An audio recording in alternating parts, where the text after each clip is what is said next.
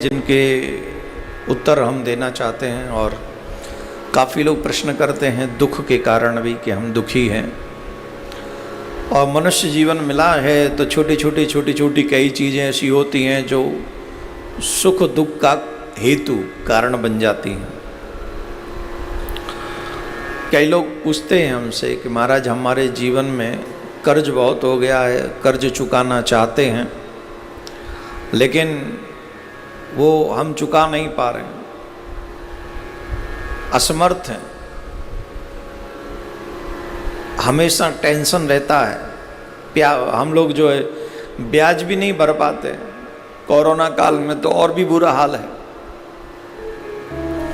तो देखिए शास्त्रों में इसका एक विधान है। शास्त्रों में कहा गया है कि पहला आपका प्रयास ये होना चाहिए कि हम कर्ज लें ही ना। पहला प्रयास मनुष्य जीवन में आकर ये प्रयास करें अपनी तरफ से कि हमें कर्ज लेना ही न पड़े, क्योंकि कर्ज एक ऐसा विषय है कि अगर इस जन्म में बिना दिए मर भी गए तो अगला जन्म किसी न किसी प्रकार से लेना ही पड़ेगा उसे चुकाने के लिए। कोई वहाँ भगवान के यहाँ इसमें कोई समझौता नहीं है। तो इसलिए हमको क्या करना चाहिए, इसी जन्म में प्रयास करना चाहिए कि हम कर्ज चुका के जाएं। और स्पेशली बैंक इत्यादि का कर्ज ऐसा शुरुआत में तो ऐसे प्रलोभन बैंक दे देती हैं जिसमें व्यक्ति कहता अरे इसको चुकाना कोई बड़ी बात नहीं, दे देंगे।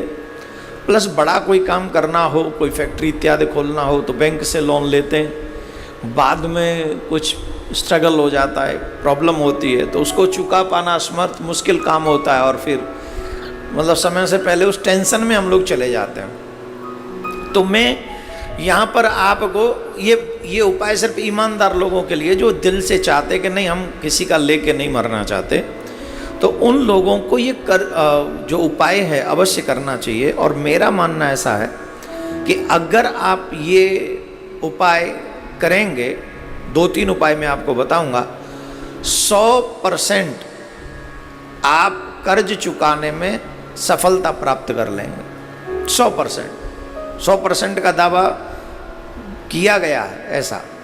तो मैं किसी की बात आप तक पहुंचा रहा हूं, ये बात मेरी नहीं है, पहली बात है ना। तो सुने, अगर आपको लगे कि हम कर्ज चुकाने में असमर्थ हैं तो उन लोगों के लिए कुछ उपाय हैं। बाद में मैं इसका वीडियो बनवा के भी ये हमारी मीडिया जो सोशल मीडिया के लोग हैं ये आप तक पहुंचा देंगे। बस इतने का ही वीडियो जिससे आप औरों तक भी पहुंचा सकें। एक नारियल लें और उस पर नारियल पर चमेली के तेल से और सिंदूर से एक स्वास्तिक बनाएं। चमेली के तेल और सिंदूर से स्वास्तिक के चिन्ह बनाएं और कुछ भोग उस पर लड्डू इत्यादि रख दें। थोड़ा सा रखकर उसे रखकर गुड़, चना, लड्डू, कोई भी मीठा जो भोग लगा सकें आप, और मंगलवार वाले दिन शाम के समय हनुमान जी के चरणों में जाके चढ़ाएं। और ऐसा आपको लगभग 5 मंगलवार करना चाहिए। अगर आप, और इसमें कोई खास खर्चा भी नहीं है, 5 मंगलवार ऐसा करें तो आपको 1-2 मंगलवार जैसे व्यतीत होंगे तो आपको पता चलेगा कि हाँ कुछ न कुछ रास्ते दिख रहे हैं। लेकिन ये श्रद्धा से करें, पवित्रता से। जब ये करें तो नहा के, स्नान करके फिर ये आपको करना चाहिए। एक दूसरा उपाय है कि शनिवार के दिन सुबह नित्य कर्म, स्नान इत्यादि करने के बाद जितनी आपकी हाइट है उतना लंबा एक काला धागा लें, उतना जितनी आपकी हाइट है, और अपनी हाइट नाप के काले धागे को लेके उस काले धागे को नारियल पे लपेट के, उसी काले धागे को नारियल पर लपेट कर, इसका करना क्या है कि आपको वो नारियल शनिवार के दिन किसी नदी के पास जहाँ पानी बहता हो, बहते हुए पानी के पास पहले उसका पूजन घर में ही कर लें, घर में न करें तो नदी के तट पे कर लें, थोड़ा सा नारियल का पूजन करके।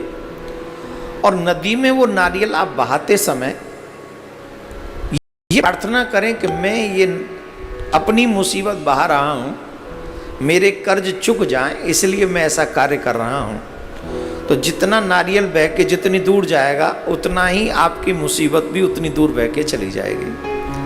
तो ध्यान रखें, शनिवार के दिन करना है और बहते हुए जल में वो नारियल बहाना है। बहाते समय जितना आप प्रार्थना कर सकें अपने इष्ट अपने आराध्य से, उतना आपकी बात स्वीकार्य होगी।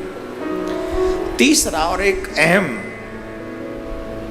बहुत सुंदर ये कर्ज चुकाने का एक उपाय है और इसके बाद हम कथा की तरफ बढ़ेंगे। सोमवार वाले दिन किसी बट वृक्ष के पास आप जाएं, बड़ के वृक्ष के पास, और एक लोटा जल लेकर जाएं। एक लोटा जल ले जाकर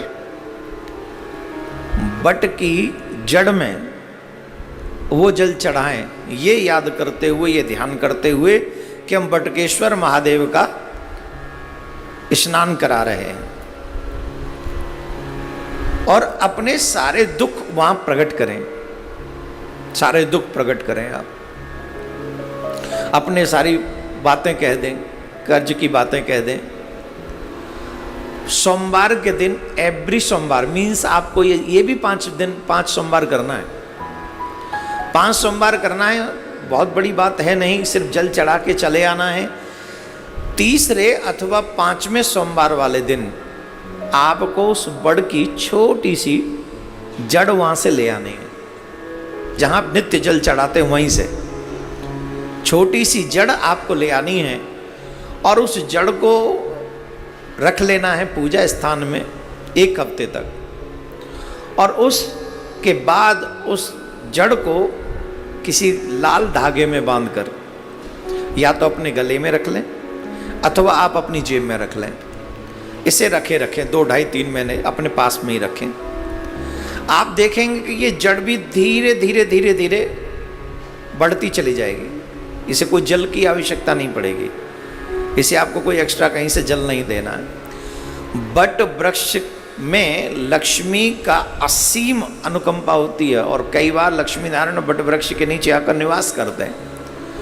तो जब आप इतनी श्रद्धा से बट के वृक्ष के नीचे उसकी जड़ में जल देंगे, वो भी बटकेश्वर महादेव का ध्यान करेंगे, और 5 सोमवार आप ऐसा